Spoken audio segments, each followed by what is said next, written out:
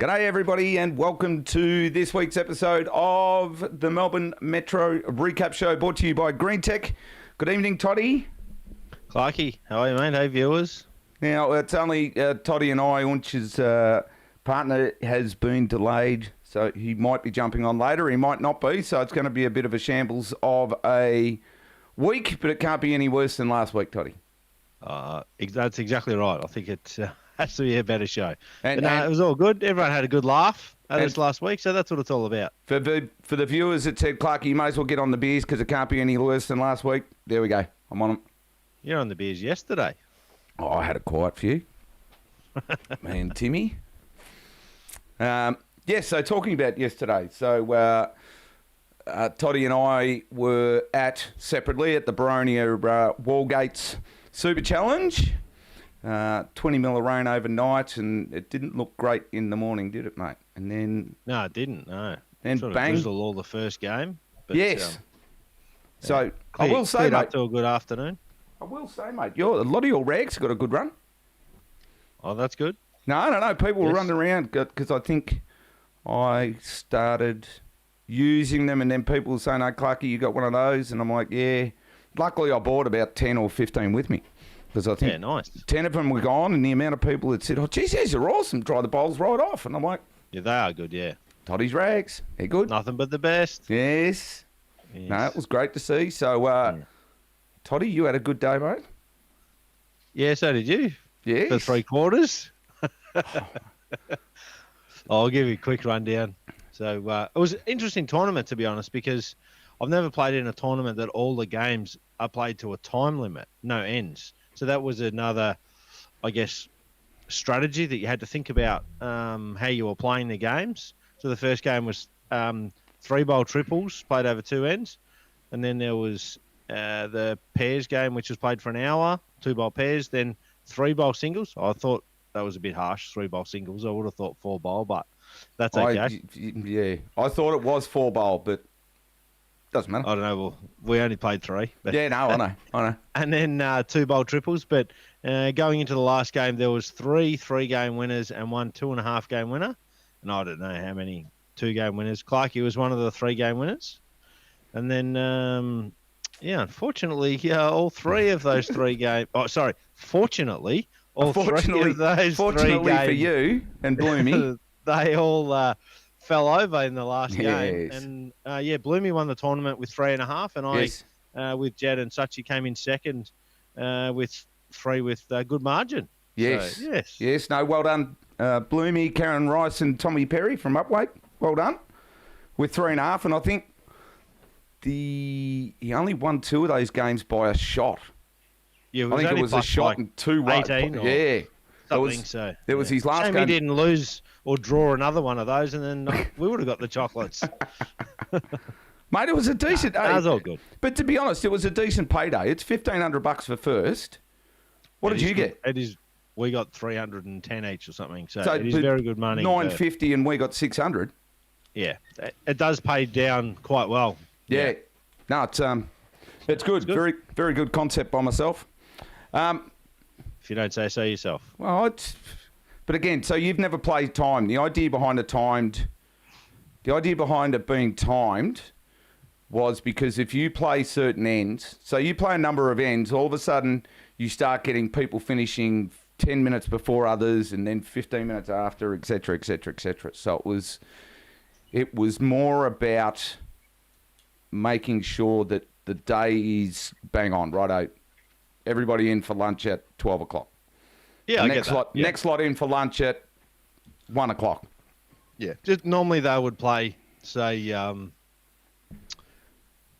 15 ends or 18 ends or the bell. Yeah.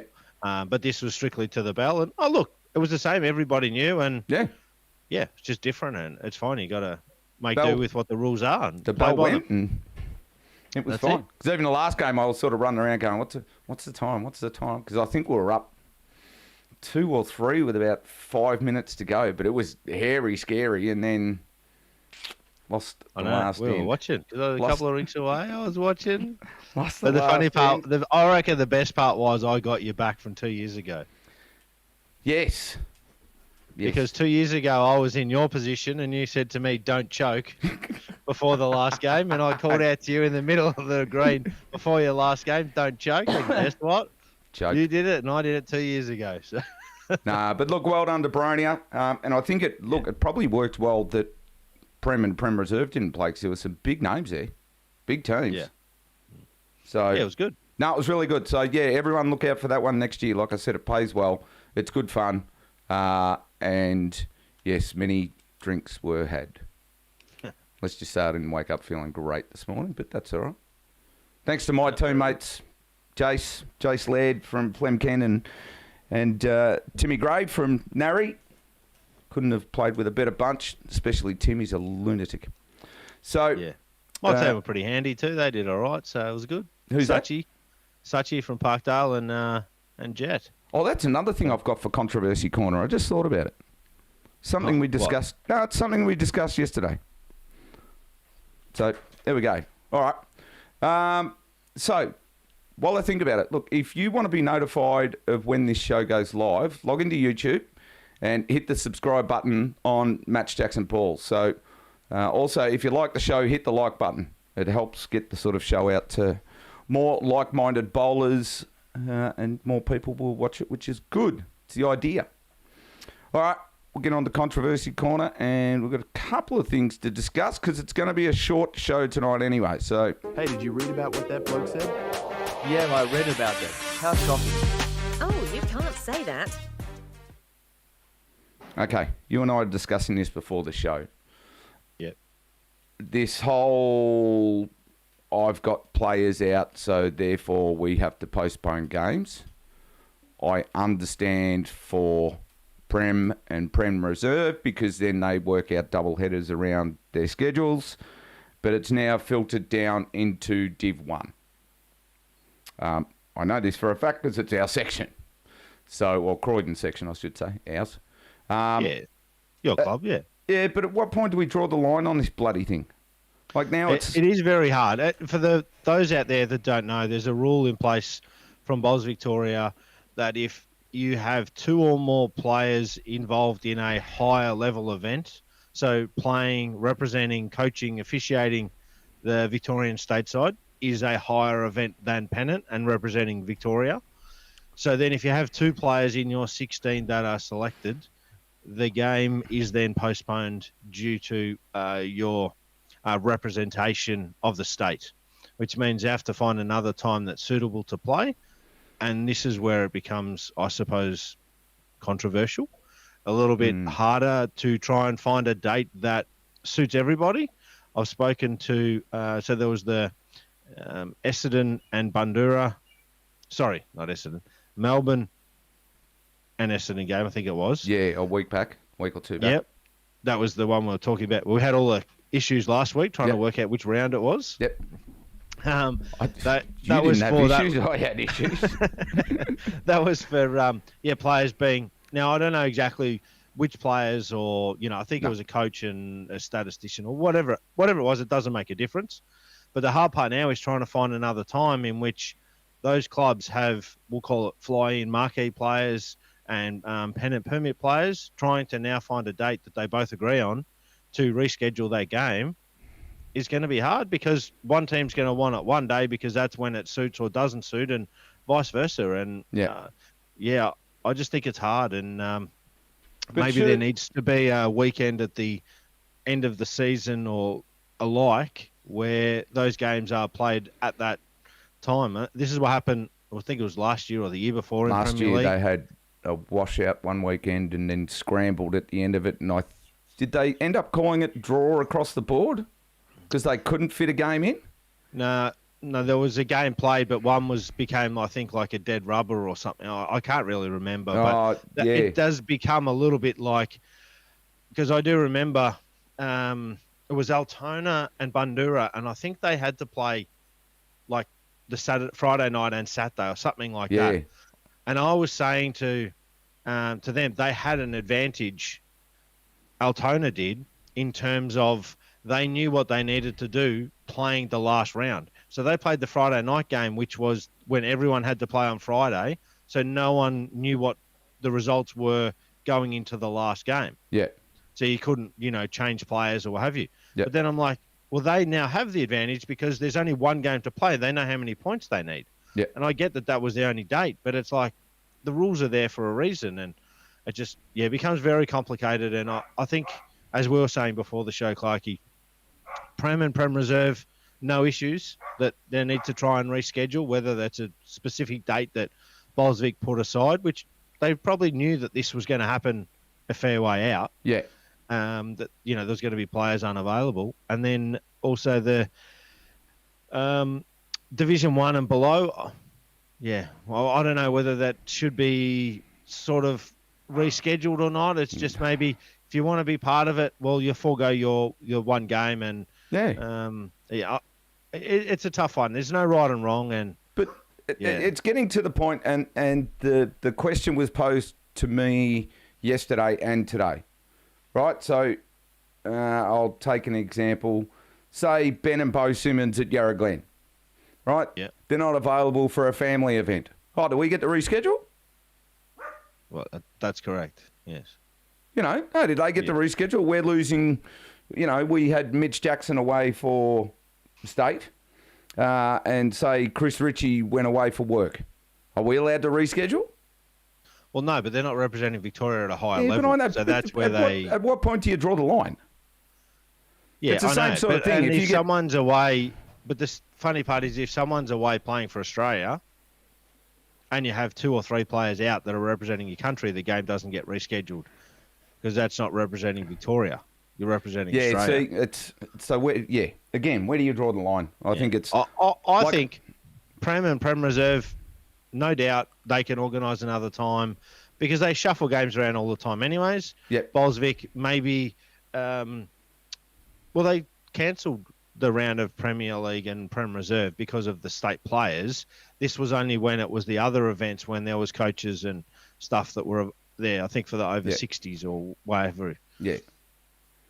So it's always hard, and it doesn't happen very often. It all depends when the Ali Shield's scheduled to be played. So yeah, and again, look, I'm not hanging any kind of crap. I'm not saying it's a bad thing. It's not Bandura's fault. No, not at all. At all. I'm just saying, now with that happening, again, that's another ladder that's going to be screwed up all over the place. We kind of get it for Prem League. We kind of get it for Prem Reserve that they've got double headers and stuff flying around everywhere. But now you're all, like I said, now you're infringing on, now you're infringing on Div 1, And you can't tell me Bandura 2, their second side's got 2 state players in it. If they do, Bandura's got some selection issues. Yeah, and I don't know who the ones are that were involved in it. I'm not sure. No. Yeah. So, all right, that's that one. Yes. What was the next one? Second one, interesting one, and we brought it up yesterday. Is Colin Venendale not one of the best leads running around at the moment? Or has been for the last few years? Because I was sitting there with Sachi yesterday, with Sachi and Jet, and we were watching Colin's singles match. Yeah. He was because playing... Colin was on the ditch rink and I was on the next rink. Yeah. And you three were, watching, yes. Yeah. Colin ended up winning his singles 37-4. And again, he was just typical Colin. Plonk, plonk, plonk, plonk, plonk, plonk, plonk all day. And we were asking... He did play very well. But it's not unusual. He's Mr. Consistent. Like, once he's on it, which is 95% of the time, he doesn't get off it all day. He's just on it all the time. Yeah. Question is, why is he not picked in the Victorian Open side? Why is he not getting a gig? He's by far one of the best leads going around. You'll probably have to ask the selectors that. That's a hard one. And I guess there's a lot of good players around that do play very consistent. Mm-hmm. You then need to get a state trial. You normally get a state trial by, in theory, winning the state singles, having a good week at the state champions week. He's in the Vic over 60s. He plays in the Vic over 60s. Oh, okay. So you're saying he shouldn't be in the over 60s, he should be in the state side. He should be both. Well, that's why they do the stats on every bowl in the stateside. So then his performance there would determine. So they would be able to rank him against all the others. Well, Somebody made the comment yesterday, and I won't say who made the comment, but the comment was made, well, he's not under 40, so therefore you're not getting even a look in. no, I will disagree with that. Oh. But I would say it's probably a little bit harder because let's be honest, if Colin's still playing if he was in the the men's stateside, not the senior stateside, in 10 years' time, chances are the one that's similar player to him now that's 30 will be a better player than him in 10 years' time. Oh, yeah. No, So it's not always about who's the best player today. It's about building a strong team. And to be honest, Victoria's had so many players that have made themselves unavailable or moved states or what have you that it's really hard. I know. I wish it was State of Origin. If it was State of Origin, Vic would be right up there most of the time. Right up there? Yeah. As in, they'd be almost cleaning up every state. Oh, there's so many players that play in New South and Queensland that are Victorians. Yeah. Lots. And a lot of people don't even realise how many of them actually are. No, that's right. That's right. So that's a list we might get together one night. I might actually get together a list and say, right, if we did a State of Origin as at right now, here's what the teams would look like. Well, Victoria would be very strong. Well and truly. There'd be a lot of players that would be hoping to get a game that wouldn't get a game. Exactly. Yes. Yes. All right. Very good. What was the other? Oh, I wasn't going to say, because I'm going to self-promote myself, but it looked like my little Facebook little clip stirred up some shit. Oh, did it? What? Yeah. I had a look about an hour later, and there's like 200 comments. I looked through the first 50. I was like, oh, no, I'll give up. There's too many. But, yeah, it sure did cause a bit of a stir within the bowls world. So do you want to give us a quick 10 seconds about what it was, Clarkie? It was just... So I've done a video on etiquette, and so I pulled one of my clips out of the etiquette video, and it was basically saying to people, we've got to stop clapping shit bowls. A shit bowl is a shit bowl, and it should remain a shit bowl. Don't applaud it. And, yes, I copped a few whacks for doing that. But it's interesting, I played in the tournament yesterday, and I'm not going to name any names, but Sachi played his first bowl was a bit short, maybe a metre short, and then his next one was pretty much, I reckon, about 6 inches, going to be about 6 inches to a foot behind the jack. And he got half of his front bowl and ended up maybe 6 inches short on a 45-degree angle or something. I said, good shot. The guy against me goes, what? I got a wick. I said, but if it missed it, it would have been a better shot. So, it's like if he was 4 feet wide and got a wick and came in, that's a lucky bowl. That's shit bowl. But I wanted him to miss it, and he hit it. And he still sort of said, oh, that wasn't the right thing to say. I was like, I don't get it, but, Yeah. Yes, thank you, Matt Bailey. Clarkie knows a lot about shit bowls. There was a few in the last game there when your pressure was on. Oh, mate, I don't know whether it was, it wasn't stress. I think I started stressing myself out a little bit at one stage. But yeah, I think it might have been probably a stubby or two more than I should have had. And I don't think Timmy was far away from that either. So, but that's all right. Hey, we were having a good day. We got pipped by one shot, which Jace could have kicked in on the last bowl. He just missed out. So, I just saw a comment come up before about Bandura played within the rules. Yeah. We're by no means saying Bandura have done anything wrong. No. Rhino. We're just trying to, Yeah, no, Rhino, that's what we're saying. We're not hanging it on Bandura. We're sort of saying to Bowles Vic, at what stage do you pull the pin? So Rhino definitely not having a go at Bowles Vic, mate. At Bandura. Bandura. No. Or Bowles Vic. It's just, it is what it is. It maybe hasn't been quite set out correctly. And, the rules are set as they are. And we all play within the rules at the time. Because as you were saying, Bowles Vic have chosen people to go and do their stats. So all of a sudden, instead of a team of whatever it may be, 20 people going over, all of a sudden they've got a team of 30 people going over. Well, to 12, so there's 12 men and 12 ladies that play in the stateside. Then Yep. each team will have a team manager. Yep. Then There's 26. Then they probably have JR coaches, and then there's probably a couple of selectors that head over. And now, mind you, I haven't played state bowls for a long time, No. only based upon what I'm talking and hearing. And then I've been talking to JR because I'm always interested in stats and how they do stuff and how they track performances and so forth. Yep. So they have each rink has one particular scorer, voter, what have you, that sits behind the rink or off to the side and marks every bowl in terms of where it finished, effective, not effective, so on. And then they get stats at the end of every game as to where their bowls are finished. So then you've got another 6 of those people. Yeah, right. So it starts to add up to quite a big contingent of a team that are heading over there. Yep. Yeah, and they need to get those players from somewhere, and they need to be of a certain level of bowl so they understand what's happening. Yep. And what the players are asked to do. So, yeah, it becomes hard, and I guess they're entitled to not miss a game of pennant too under the current rules. So that's how it is. Yeah, that's fine. Maybe All they should have just selected one from each club instead of 2 at some clubs. No, yeah, what? But no, it is what it is. Yep. All right, just to go quickly in readiness for next week. Don't tell me. But I clicked on the wrong one. I have. It's all right. I'm going well. Just to look at the Premier League ladder before we head into next week. Altona on top. Moonee Valley, Deer Park tied on points. Bundoora next with 48. But Yarraville and MCC need to play another game. Essendon and Melbourne need to play another 2 games. So this whole ladder could be changed dramatically. But again, it depends on when they're going to play. So we're just going to have to keep somewhat of an idea.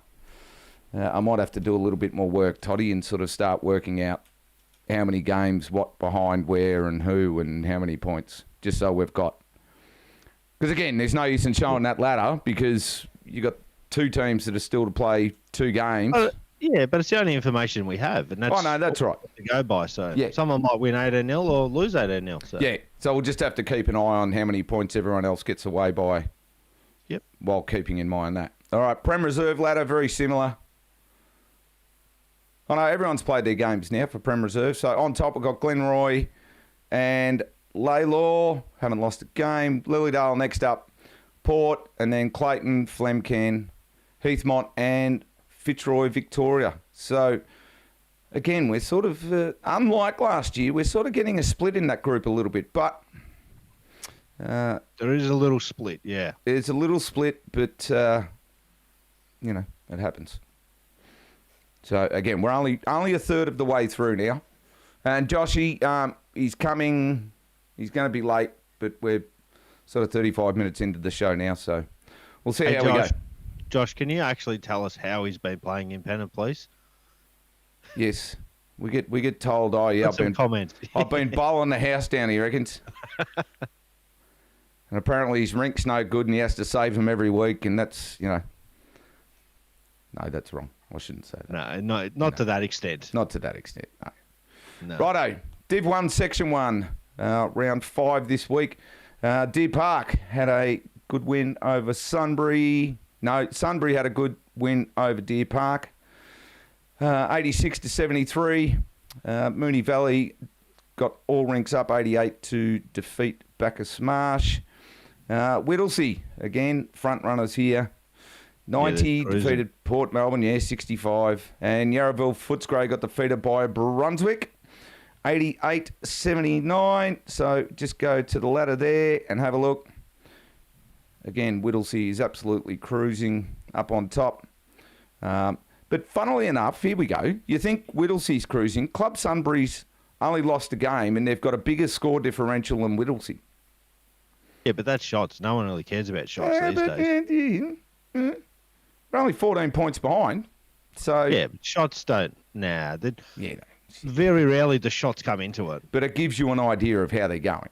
Like they're winning and they're winning big, both of them. Yeah, but without sort of saying that they've mainly played the bottom teams, they might have played, they might still be to play Whittlesea and Brunswick, for example, Sunbury. Yes. I'll just have a look.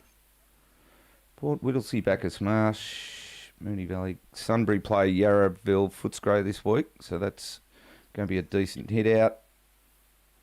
And no, they must have played already. The club Sunbury must have been knocked off by Whittlesea somewhere along the lines. So. Oh, and they played Brunswick. Yep. Yeah. So yeah, they got two tough games as such, but yep. Yeah, and they had the one loss. They might have just lost that one. So. Yes. So yeah, again, Port Melbourne struggling down there, but hopefully they get a kick on soon. Now, just having a look at the Deer Park and Sunbury game for everybody. Have you studied this, Toddy, or not? No, I thought Ounch was doing that, but hey, Slack. he's not here. No, that's all right. Club Sunbury, so Lee Wesley had a good 26-15 win over Andy Myers for Sunbury. Mark Bollows for Sunbury had a narrow victory over Taffy Smith, 21-20.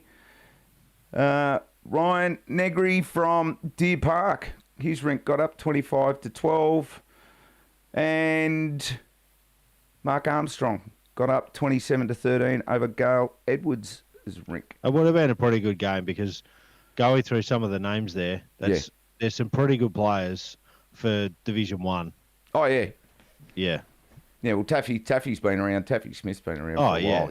And Ray Morrissey, playing third. Yeah. Like, Radar, he's been playing bowls forever, and he's a solid player. Yes. And you got like Paul Dorgan playing third. You know, very good team. And I didn't realise Sunbury got Mark Armstrong down from Queensland. Yeah. Yeah. I knew they had Des Can Jr., but I didn't realise they had Mark Armstrong as well. He used to be at Sunbury back in the day. He's another Victorian that has moved north. He used to play in the stateside a long time ago, Mark. Yeah, well, unusual. Josh, he reckons going very well, running at about 90% on drives for the season. Josh, I think... driving to the club or...? Yeah, driving to the club, I reckon. If he's hitting 90% of his drives, it's Jesus. Joshy, I think you need to start taking stats there, mate. I think your 90% is well out. So, no, that's all right. Righto, let's have a look at Section 2. I'm all over this one, Toddy. It's all good. Very good. Good. Our section, so I know what's going on anyway. Righto, here are the results. Diamond Creek, 86, defeated Whittlesea, 77. Good win there by Diamond Creek. They've been there or thereabouts. Yarraglen Bundura, we know about. It's delayed. Ringwood, big victory over Mitcham to pick up their first points of the season and a full 18 zip. And Croydon, 86, 3 ranks up, defeated Kingsbury, 83. So just quickly on the Croydon game, that score got real close. I was playing next door to them. I looked up at one stage and the boys were in front by 20. And we were down 15 or something. So I stopped looking and started concentrating on what we were doing. That's a good idea. Yes. Oh, no, you just kind of look around. Good thinking. What's the score over there? What's the score? How the fourth's doing on the back? But, yeah, then we got off the green and the boys were going, shit, we got out of that one. What?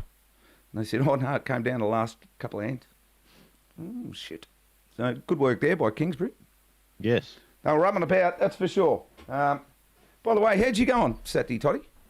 I haven't asked you. Normally we ask at the start of the show. We had a win, yeah. We played Glenora McKinnon and we got 14 points this week. Yep.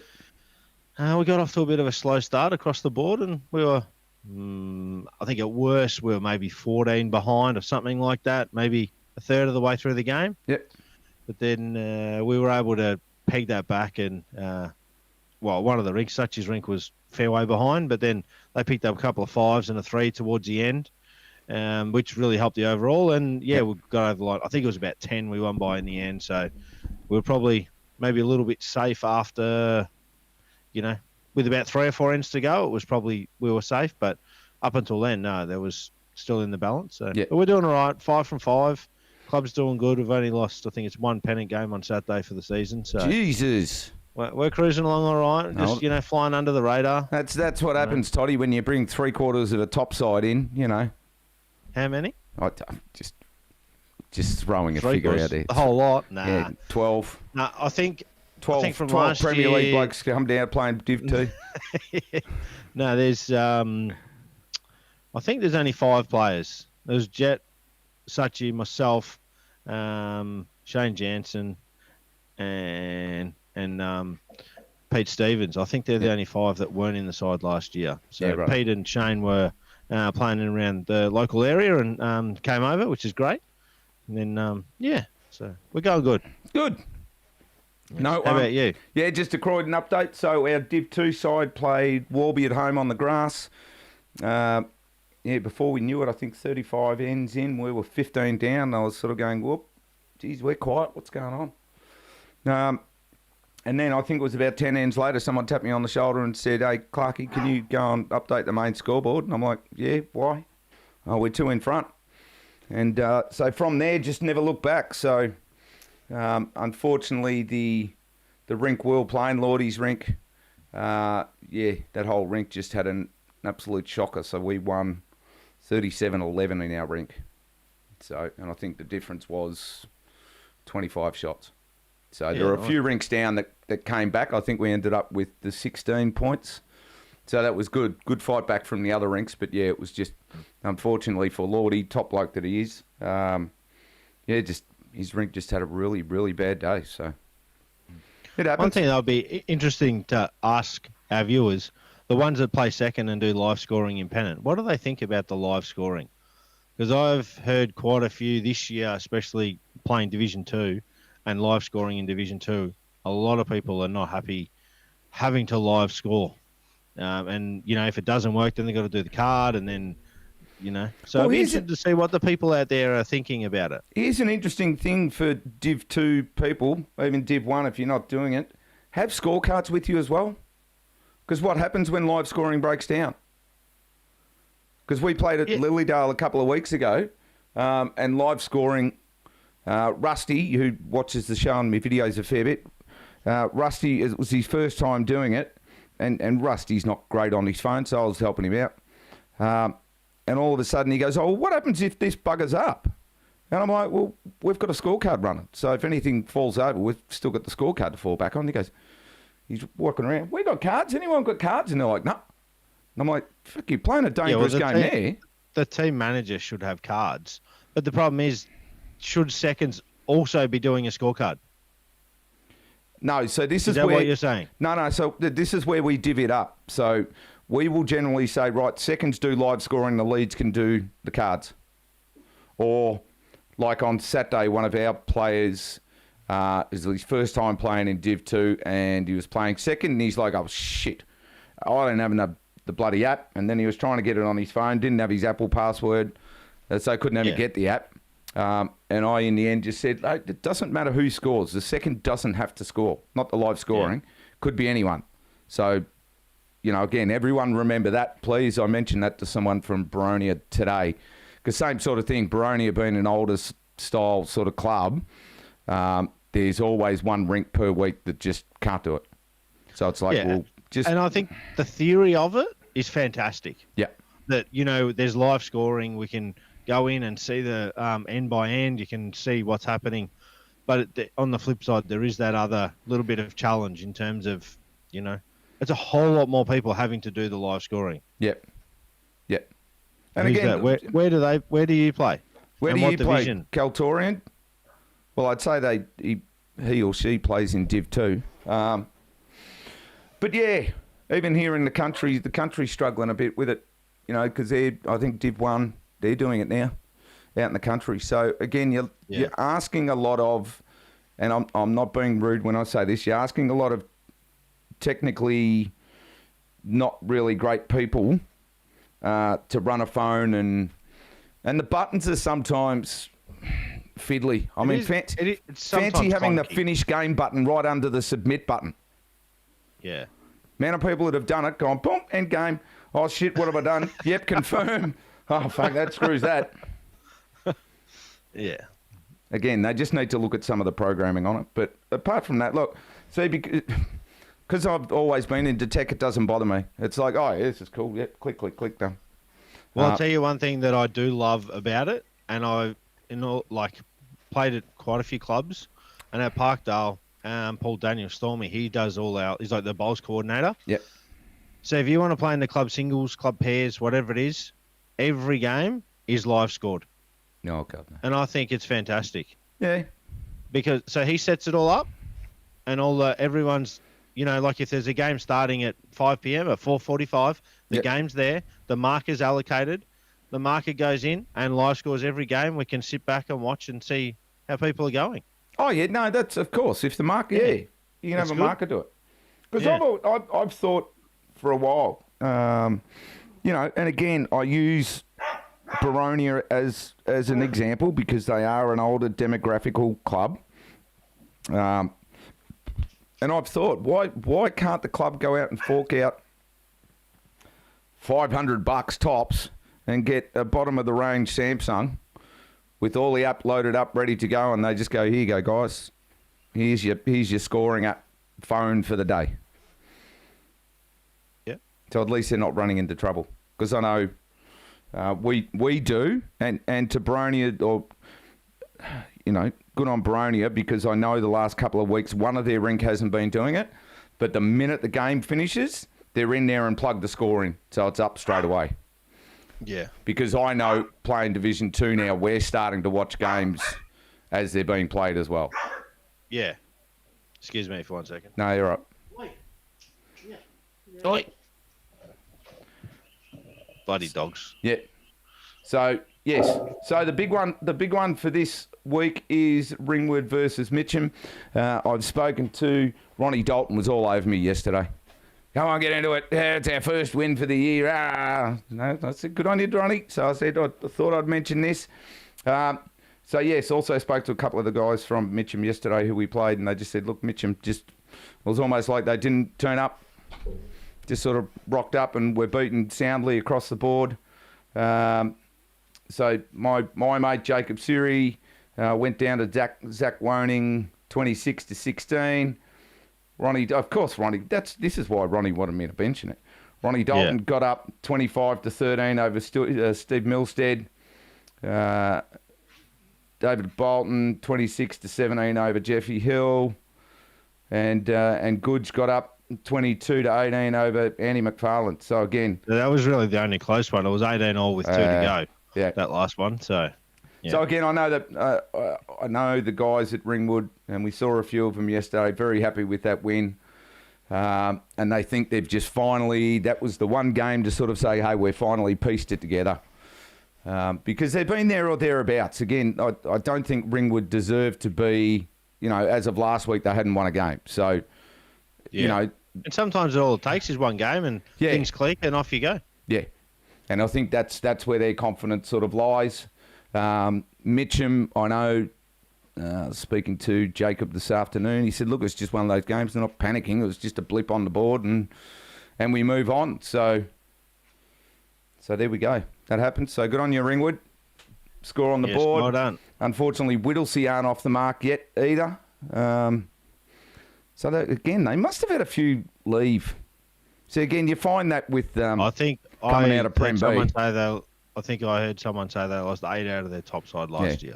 Well, and I don't know. That kind of shits me a little bit. You're either at a club to be at the club, or you're there to think you're playing elite bowls. And I think that seems to be a lot of people's attitudes. I've seen it at other clubs. Once they get out of Prem and Prem B, they just go, nah, not playing here. I can play better stuff somewhere else. I see both sides. I totally see what you're saying. Yeah. But also, there is some people that are like, I'm only going to be able to play at the best of my ability for the next 5 years, for example. Yeah. So I want to go and chase that for 5 years. Yeah. Yeah. I don't know. I'm a club person. I just don't like to see that many people. I mean, we saw it with Richmond Union. Within the space of 2 years, they lost that many players after they got out of Prem Reserve. It absolutely killed the club. Now they're in Div 2, and I don't even know how they're going in Div 2, to be honest. I haven't had a look. Yes. So it can absolutely gut a club. Yes, it can kill a club. Yeah. Yeah. But we also don't know what the reasons behind them leaving is. Oh, yeah, I know what you're saying. But again, I think sometimes it can be poor administration, new panel that want to do things completely different that doesn't go the way that, the bulk of the players want it to be. Yeah. I've seen it happen at a few clubs, and, I'll be honest, I was at Fitzroy. I was coaching there, and then we didn't agree on terms to move forward to Fitzroy, and I left, and Yep. quite a few left as well. They didn't all follow me, but they went to other locations. Yeah. Not because of anything other than they didn't agree with how the club was being club run. were trying to move forwards. Yep. Yeah, and Yep. obviously that was a long time ago, and Fitzroy, they're going good now and stuff. But it's like it happens, and sometimes it's just a decision that people don't agree with, and a lot of people can leave. Well, I've just had a look. Richmond Union are playing in Section 3 and Div 2 when they're going all right. They're 3-2. So, but yeah, no, I know what you're saying. They were in Premier League 3 years ago, or Prem 3 or 4 Reserve 2 years ago. Yeah, well, they got dropped from Premier League. Did they really? Premier League. So they've gone Premier League, Prem Reserve, Div 1 down to Div 2. Yeah. Jeez. Something like that, yes. Yeah. Maybe there's another year in there somewhere. Yep. But, they were in Premier League not that long ago. Yep. All right, let's go. Hang on. Results. Div 3, Section 1. Section 3. Div 1, Section 3. Get it out. Auburn drew with Middle Park, 75 all. Bentley, 82, defeated EEBC, 74. Moorabbin, 74, defeated Melbourne, 65. And Clayton, 53, went down to Dandenong Club, 92. Yes. Now, what did Dino tell us about that drawn game, mate? Have you got his chat details there?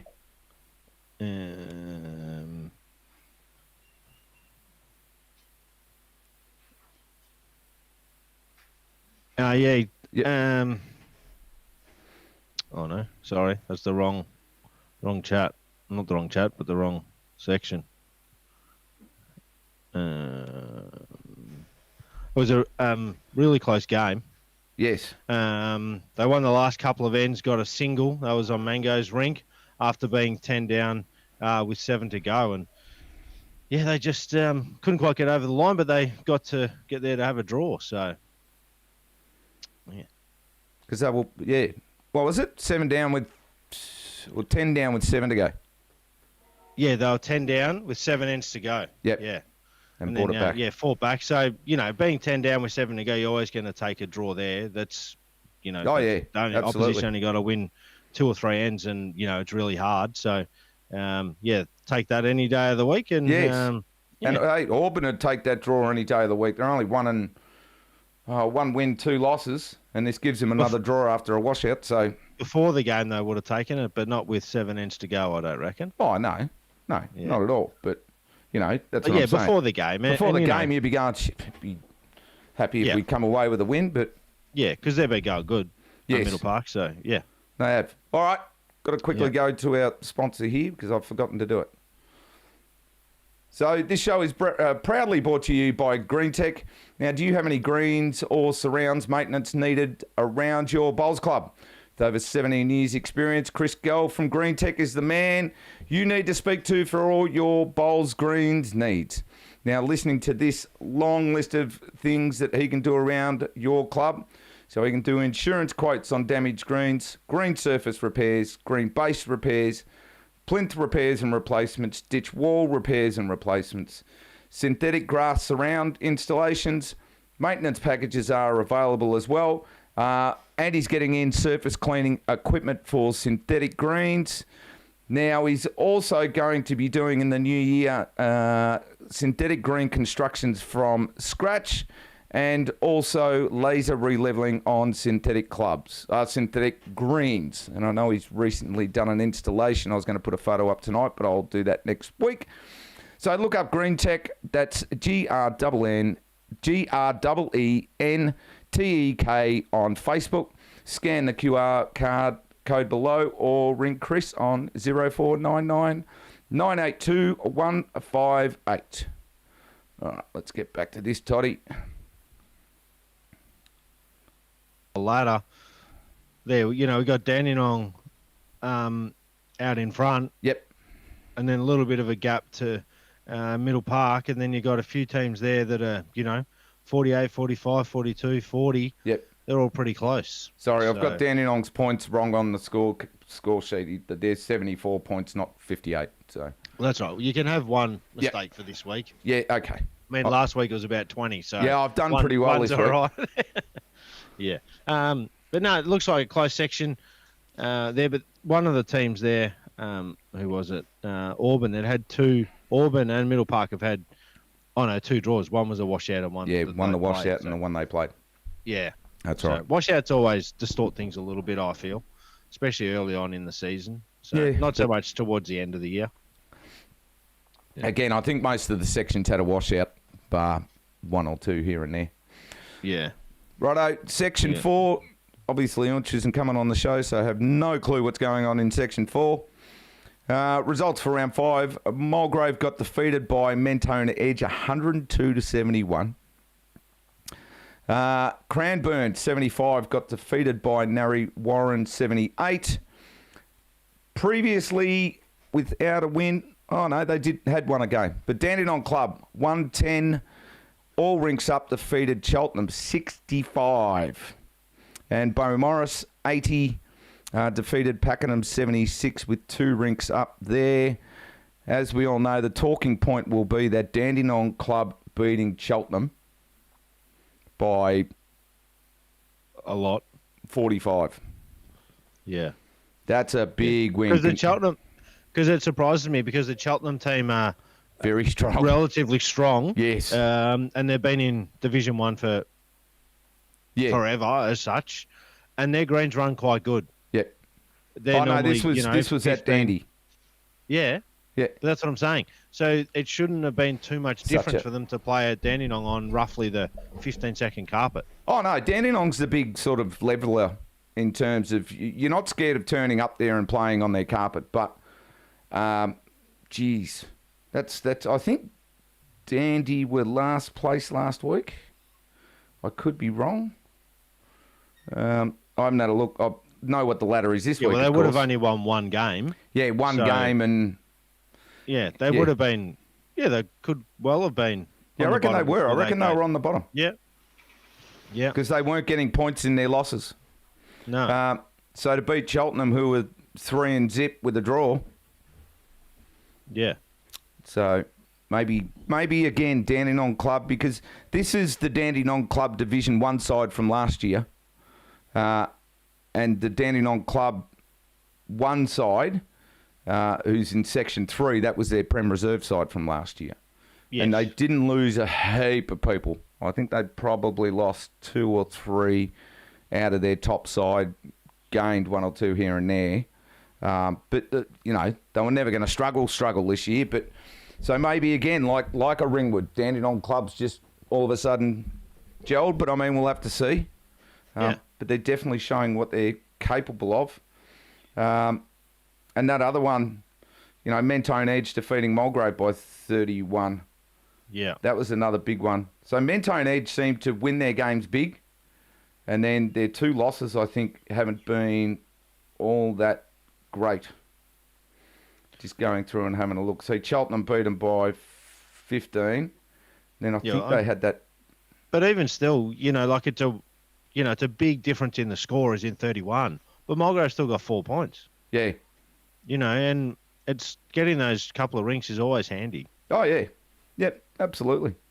So, no, good results. Hang on.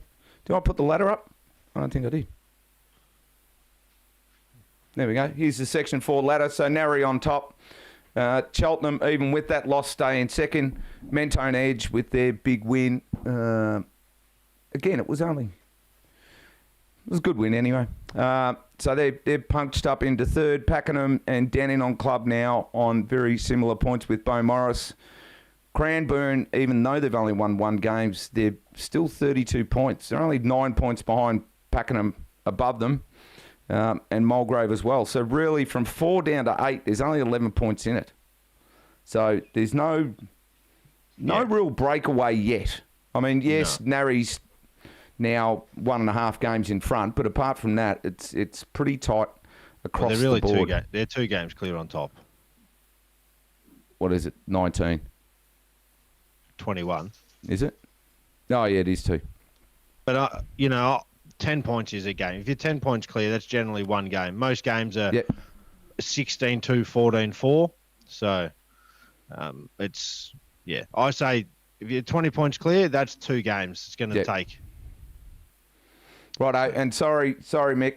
I thought they were Div 1 last year, but no, Mick's saying Dandenong second side were actually Div 2 last year and got promoted. Okay. So that's fine. Look, they'll be all right. Again, I think... long way to go. Especially when you get promoted, I think the main thing is, especially from Div 2, there's a decent jump from Div 2 to Div 1. I still reckon the biggest jump is Div 3 to Div 2.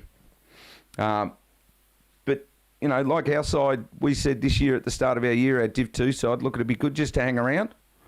If we have a year where we hang around, that's fine, and we'll see what we can do recruitment-wise, and we're sitting on top unbeaten. Yeah.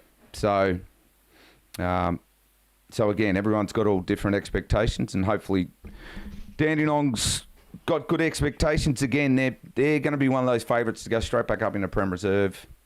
After that win, their second side looks decently strong if they can sort of keep those performances up. So yeah, for sure. It's just Whittlesea, I think. Whittlesea ones will pretty much bounce straight back up. But their 2s, they've got a bit of a worry there with their 2s, but yeah, that's it. Yeah, I think every club. So I was talking to someone yesterday, and they said, we've got a Div 1 side, and then we go down to our second side to Div 4. Yeah, That's hard. How do you say someone's in good form in Div 4 and then go, well, hey, we're missing 2 this week from the top side, we'll slip them in. Yeah.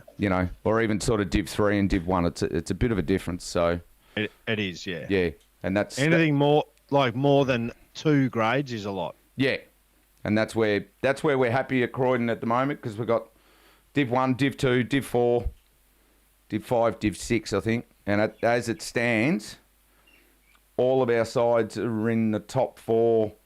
I think the Div 2 and the Div 4 side are sitting on top, a game clear. So, yeah. Yeah, doing well. Similar to you guys. So, yes. No, it's been good. So that's it for this week, folks. I'm surprised we went for that long. We talked too much, Toddy. Yes, we do. But that's fine. So, yeah, everyone, enjoy the rest of your week. Have a good weekend with your bowling. And I know some of the regional stuff's now kicking off, so if you're playing in any of those, good luck. So until then, may your next bowl be on the right buys. See you guys. Have a good one. See you guys.